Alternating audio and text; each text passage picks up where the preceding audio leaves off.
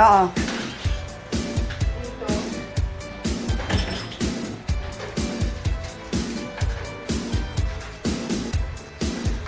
Nagbabanding na naman ng dalawang loko.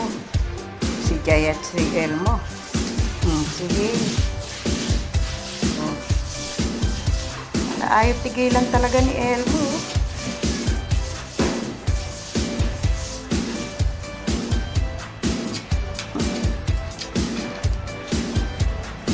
Sige.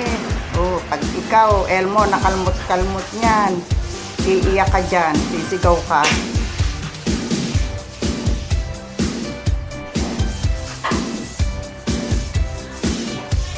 No, napagod na kayong dalawa. Sige.